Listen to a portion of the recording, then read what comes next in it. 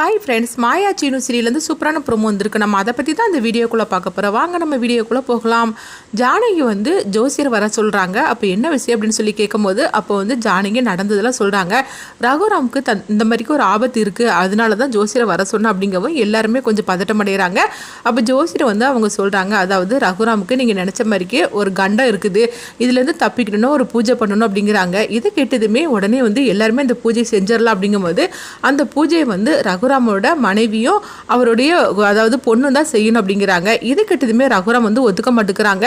அதெல்லாம் முடியாது, அவ இந்த பூஜை செஞ்சு தான் நான் உயிரோட இருக்கணும்னா அந்த பூஜை எனக்கு தேவையில்லை அப்படிங்கவும் அப்போ மாயா பார்த்தோம்னா ஜோசியர்கிட்ட இன்னொன்று சொல்லி வச்சிருந்தாங்க, கண்டிப்பாக பெரியப்பா இந்த பூஜை செய்யறதுக்கு சம்மதிக்க மாட்டார், ஏன்னா தனா தான் இந்த பூஜை பண்ணணும்னா அவர் சம்மதிக்க மாட்டார் அப்படின்னு சொல்லிட்டு அவங்க அதுக்காக இன்னொன்று பண்ண சொல்லிடுறவும் அப்போ ஜோசியர் சொல்கிறாங்க, சரி நான் இன்னொரு ஐடியா சொல்கிறேன் அப்படிங்கவும் அப்போ என்னன்னு சொல்லி கேட்கும்போது 3 சுமங்கலி பூஜையை வச்சு நீங்கள் இந்த பூஜை செய்யலாம் அப்படிங்கவும் இதை கேட்டதுமே உடனே ரகுராம் சம்மதம் சொல்கிறாங்க.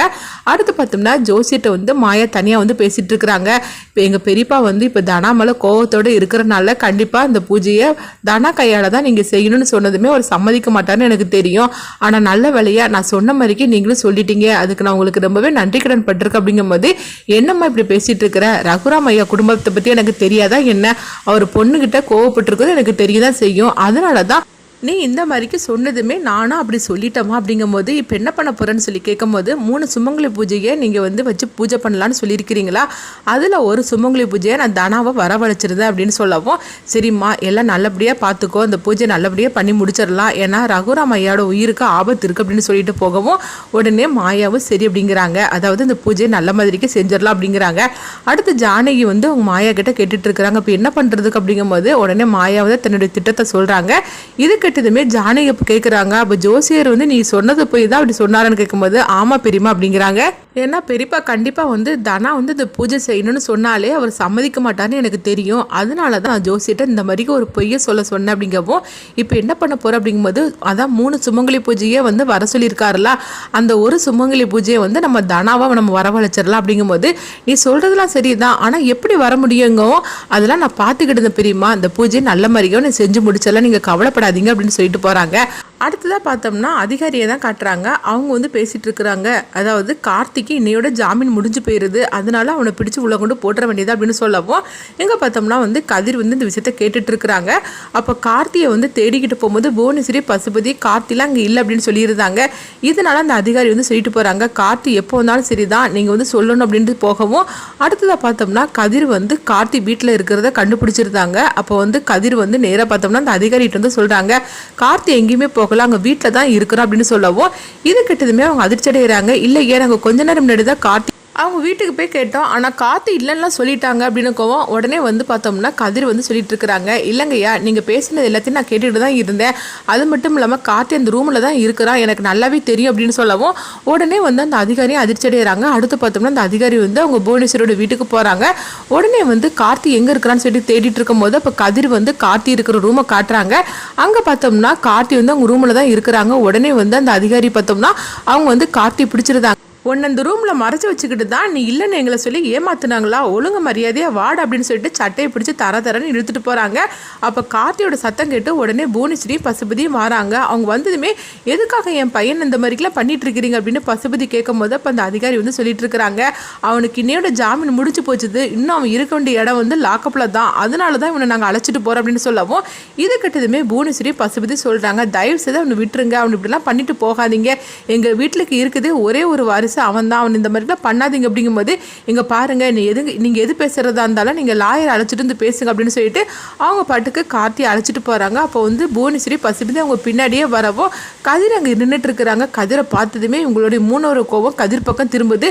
உடனே கார்த்தி கதிர்கிட்ட சொல்லிட்டு இருக்கிறாங்க, இதெல்லாம் உன்னுடைய வேலை தானா, நீ தான் அந்த மாதிரிக்கு பண்ணினி அப்படின்னு சொல்லி கேட்கும்போது ஆமாண்டா நான் தான் பண்ணேன் அப்படின்னு சொல்லவும் அடுத்து பார்த்தோம்னா புவனேஸ்வரி பசுபதி சொல்கிறாங்க, இங்கே பாரு கதிர், நீ தப்புக்கு மேலே தப்பு பண்ணிட்டு இருக்கிற அப்படிங்கும்போது என்னது நான் தப்பு பண்ணிட்டு இருக்கேனா? தப்பு பண்ணது எல்லாமே இந்த போகிறான் பார்த்தீங்களா இவன் தான். ஆனால் என்னென்னா நீங்கள் என்னென்னா அவனை வந்து வீட்டுக்குள்ளே மறைச்சி வச்சுக்கிட்டு என்ன தப்பு பண்ணிட்டேன்னு சொல்லிக்கிட்டு இந்த மாதிரி பேசிகிட்டு இருக்கிறீங்களா என்ன அப்படின்னு சொல்லவும், அடுத்து பார்த்தோம்னா புவனேஸ்வரி பசுபதி சொல்கிறாங்க, கார்த்தி நீ ஒன்றும் கவலைப்படாத, உன்னை எப்படியாவது நான் வெளியே அழைச்சிட்டு வந்துடுறேன், அதுக்கப்புறமா இவனுக்கு நான் வச்சுக்கிட்டது அப்படின்னு சொல்லவும், கார்த்தி வந்து கதிரை பார்த்து சொல்கிறாங்க, இதுக்கெல்லாம் காரணம் நீ தானே, நான் அவனை சும்மா விட மாட்டேன், உன்னையும் சரி அவளையும் சரி நான் தனாவையும் சரி சும்மா விட மாட்டேன் அப்படின்னு சொல்லிட்டு கார்த்தி சொல்லவும், உன்னால் முடிஞ்சதை பார்த்துக்கடா அப்படின்னு கதிர் வந்து திட்டிக்கிட்டு போகிறாங்க. அடுத்தவங்க பார்த்தோம்னா மாயா வந்து கதிரையும் அவங்க தனாவையும் வந்து கோயிலுக்கு வர சொல்லவும் அவங்க 2 பேருமே போகிறாங்க.